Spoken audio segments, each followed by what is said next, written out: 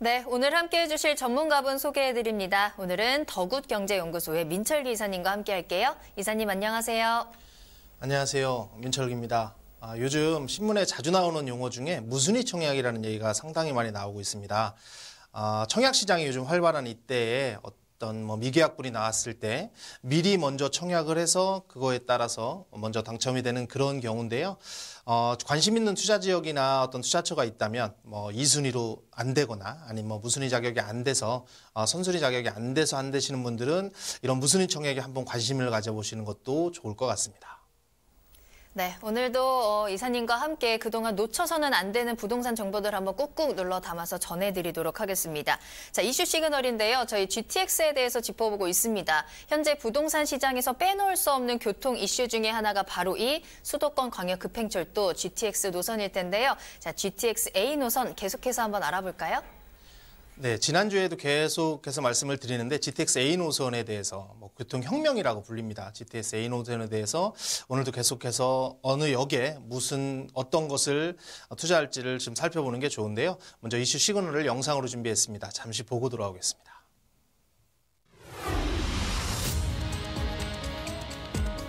부동산 시장의 핵으로 떠오른 수도권 광역급행철도 GTX가 정부의 주도로 속도를 내면서 관심이 집중되고 있습니다.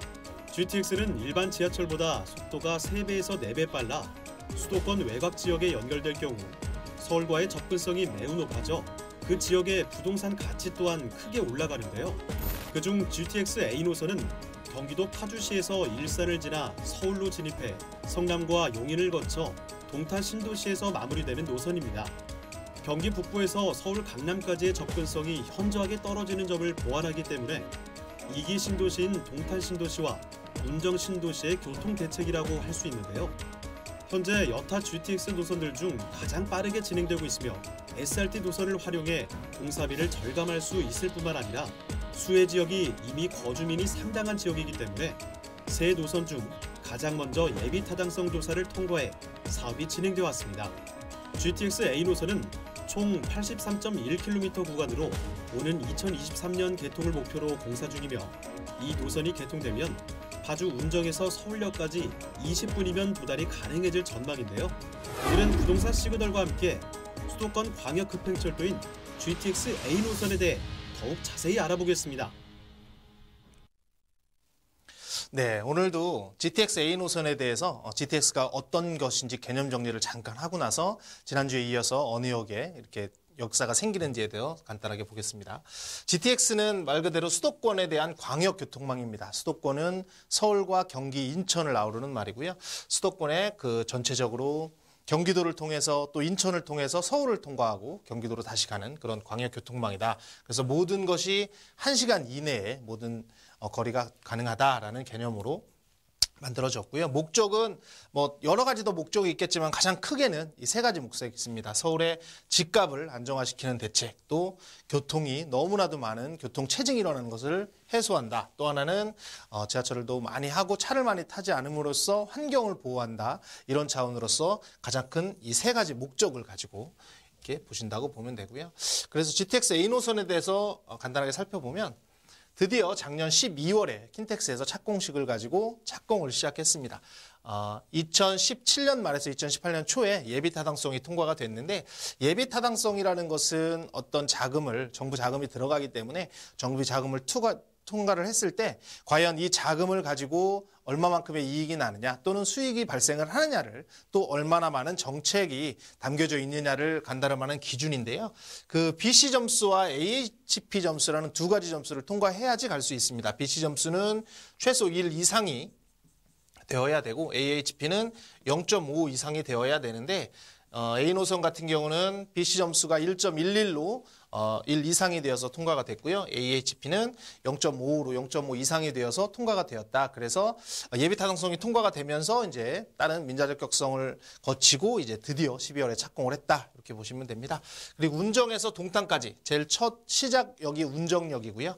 그리고 동탄역까지 마지막 역을 83.3km를 심도 50m 이하의 심도를 연결하는 노선으로 총 10개 역사, 이제 살펴보겠지만 10개 역사가 지나간다. 그래서 상당히 빠른 속도, 평균 속도는 118km 정도를 예상하니까 상당히 빠른 속도로 다니는 거고요. 일반 지하철의 거의 3배에서 4배 정도 되는 거리입니다. 1호선에서 8호선까지가 평균이 한 29km 정도가 되기 때문에 118km 정도로 다닌다면 보통 4배 정도 빠른 속도로 다닌다라고 보시면 되고, 지금 한참 공사를 진행 중에 있기 때문에 2023년이면 개통이 예정되어 있습니다. 2023년은 사실 뭐 길면 길고 짧자면 짧지만 앞으로 3, 4년밖에는 남지 않기 때문에 상당히 획기적인 교통수단이 조만간에 통과될 예정이다, 이렇게 보시면 되고, 이 사업은 민간이 투자하는 사업입니다. 정부에서 100% 예산을 투입하는 것이 아니고 신한은행 컨소시엄이라는 곳에서 민간이 투자 사업을 하는 개념인데, BTO RS 방식이라는 방식인데 요거에 대해서 간략하게 그냥 살펴볼게요. BTO라는 것과 BTL이라는 개념이 있는데, 먼저 BTL이라는 것은 먼저 지어서 정부에게 이렇게 기부 체납을 하는 건 똑같습니다. 그 빌드하고 트랜스퍼하는 건 똑같은데 일정한 임대료를 받는 개념. 그러니까 뭐 수익률은 좀 낮을 수 있지만 안정적으로 갈 수 있는 BTL 개념이 있습니다. 특히 뭐 도서관을 짓는다거나 뭐 이런 공공청사 같은 걸 짓는 데 많이 쓰이는 방식인데, 이렇게 하면 상당히 많은 사람이 들어오겠지만 이렇게 하는 건 정부의 리스크도 많기 때문에 이 방식은 BTO 방식, 즉 여기까지는 똑같습니다. 빌드 지어서 정부에 기부 체납하는 건 똑같지만 일정한 운영 수익을 준다는 거죠. 운영이 잘 되면 이익이 많이 날 거고, 운영이 혹시라도 많이 잘 안 되면 운영 수익이 안 나서 손실을 보는 개념인데, 그래서 이 BTO 방식은 예전에는 이 BTO 방식을 취하면서 이 MRG라는 최소 보장 제도를 시행을 했었습니다. 그래서 어떤 영종대교나 이런 대교를 건설할 때는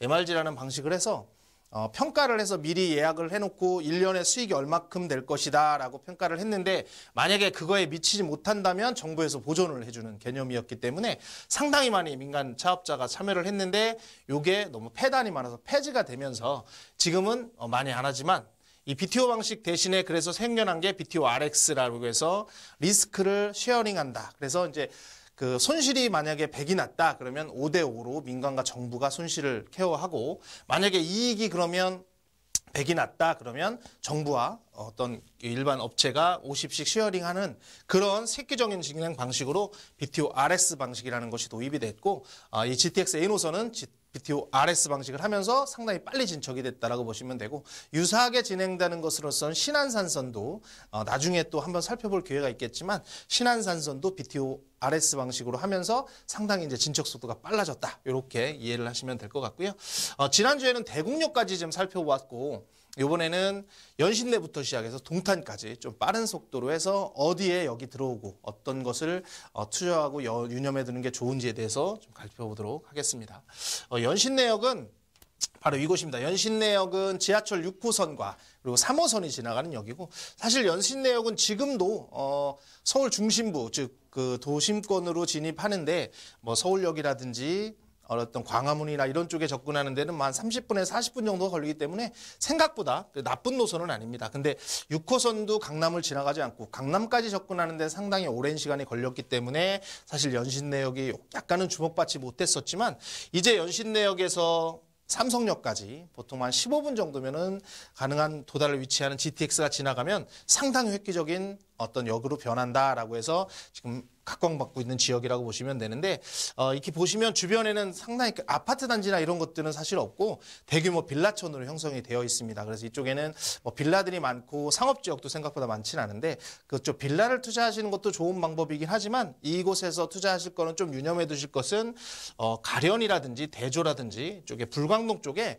어떤 구역들의 재개발 지역들이 몇 군데가 있습니다. 지금 항상 진행 중이기 때문에 프리미엄이 약간 있더라도 이쪽을 공략을 하셔서 이 GTX가 들어오는 4년 후에 이 완성되는 그런 재개발 쪽에 투자를 하신다면 괜찮게 반응을 보실 수 있지 않을까, 이런 생각이 드는 지역이라고 보실 수 있을 것 같습니다. 그리고 연신대 다음 역은 바로 서울역입니다. 서울역은 지금도 많은 분들이 이용하고 있는 지금도 한 5개 노선이 지나가고 있는데 앞으로 이 서울역에도 추가로 5개 이상의 노선이 들어올 예정이기 때문에 이 서울역에도 한 10개 노선 이상이 들어올 수 있는 지역이다. 그래서 서울역은 지금은 민자 역사가 들어가 있지만 나중엔 복합 청사로서 복합역 그 환승센터로서 만들어질 계획이 있는 곳이고 이 북부 역세권 계획과 남부 역세권 계획으로 나눠져 있기 때문에 지금하고는 다르게 상당히 많이 변모될 수 있는 역사다라고 이해를 하시면 됩니다. 서울의 중심축으로 변할 역사고요.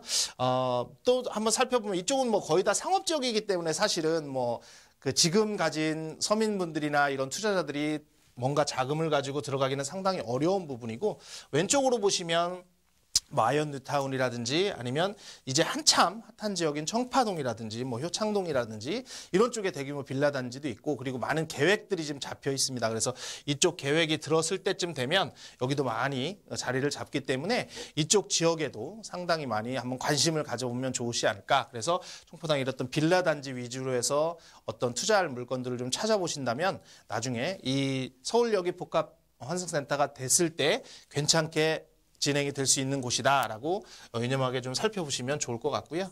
그 다음에 들어올 역이 삼성역입니다. 삼성역은 뭐 사실 모든 분들이 알고 있기 때문에 어떤 뭐 특별히 호재다 이런 거를 말씀드리기는 좀 그렇고 이 사실 삼성동에는 제일 큰 이슈가 GBC라는 그 현대글로벌센터에서 10조가 넘는 금액으로 사서 이제 올해 안에 이제 착공이 들어갈 예정이 있는 GBC가 존재를 하고 그리고 봉은사와 그 대로변을 지하화하는 그런 복합 계획이 다 들어있기 때문에 구체적으로 한번 살펴보시면 이 계획은 이 복합 환승센터가 지금 계획이 되어 있습니다. 영동대로를 지금 동부간선도로에서 내려오는 영동대로를 지하화해서 위에는 공원으로 만들고 그리고 현대글로벌 비즈니스센터가 이쪽에 자리 잡고 이 지하에 뭐 일종의 왕국이라고 하는데 지하 왕국을 만드는 계획입니다. 이 지하 6층까지 내려서 GTX A 노선과 C 노선이 지나가는 곳이고 그리고 여기에 버스 전용 차선이 들어갈 수 있는 버스 노선 그리고 상업시설 같은 것들이 대규모로 들어가면서 이 삼성역은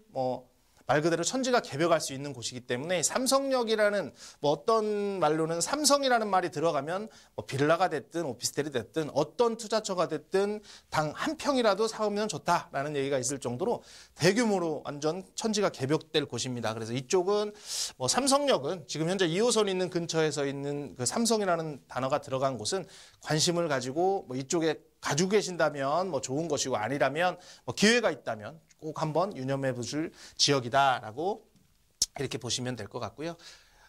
그 다음에 수서역이 있습니다. 수서역은 지금 현재 SRT가 지나가고 있고 3호선이 지나가고 있고 현재도 상당히 빨리 개발되고 있는 지역이고 이 수서역은 지금 현재 뭐 강남에서는 제일 많이 떨어지는 일원동 근처에 있지만 이 수서역은 지금 강남 못지않게 상당히 재개발도 많이 이루어지고 재건축도 많이 이루어져서 이 지역은 상당히 많이 개발이 되고 있다. 이 길 넘어서는 제일 요즘에 말이 많았던 건 아니지만 뭐 이슈가 되었던 뭐 송파 헬리오시티도 자리하고 있고 또 올림픽 해무리 단지도 바로 앞에 존재하고 있고 탄천이 지나가고 있기 때문에 이것도 상당히 획기적으로 괜찮은 곳이다. 그래서 수서역도 어느 곳에 투자하셔도 괜찮은 그런 곳이라고 보여지고요.